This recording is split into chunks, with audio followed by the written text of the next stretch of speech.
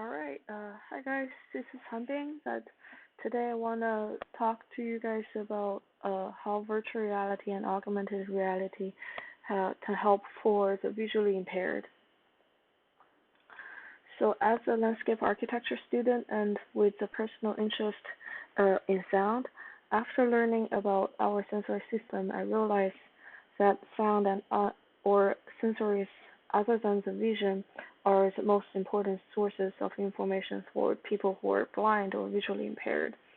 And we probably don't often see visually impaired people around us very much, but the number actually indicates that there are a large portion of our population are experiencing this difficulty, and a lot needs to be done for their safety and welfare to just live independently as we are every day. So globally, there are at least 2.2 billion people who have vision impairment or blindness, and in the U.S. alone, there are more than 7 million adults reported to have visual disability. And certainly there are some people who have not reported they have the disability, and approximately 12 million people 40 years and over have vision impairment, including 1 million who are blind. And blind and vision loss is also an issue as people age. And nearly 3% of children who are blind or visually impaired is about close to a million of children in the U.S. So there are a set of challenges exist for blind people to live in the world that is the same as we live in. But because of the lack of visual cues and the environment is largely designed for vision, many of these challenges may be fatal and devastating for them. And wayfinding and navigation is one of the most difficult tasks. It often requires very high attention to the physical environment because of there's no visual cues. People who are blind rely heavily on their memory and their cognitive map to navigate their own neighborhood from home to work or to school. And oftentimes people fail to orient themselves, where a 10 minutes walk for us may require about a 2 hours preparation for people with visual impairment. And traditionally, techniques like echolocation or using a cane to get haptic feedback are very important for them to receive cues while traveling. And most people also have trouble accessing information because many text on the road or on the storefront signages are not audible, and they also may have trouble arranging their own clothes or finding objects even at home or in familiar situations. And also pouring hot liquids can be very dangerous because you can't see where they're pouring, and it often can cause burn. And living independently is like the ultimate goal that people who have vision impairment wants to achieve, because they would like to gain independence and be capable of managing their own lives just like everybody else and gain respect from others. And also having overly helpful individuals around them may sometimes be troublesome too. And so how can AR and VR help? Uh, there are great potential for people with disabilities to take advantage of up-to-date technologies. Just as currently the cell phones and computers are already very helpful in making things audible to them and providing location and orientation information, as well as enabling haptic feedback. And one of the premier ones is the Microsoft Seeing AI, where it is a cell phone application that can read all the images or text to people if they point their camera to the object. And many other innovative, inspiring technologies are also being developed to help people tackle their daily life.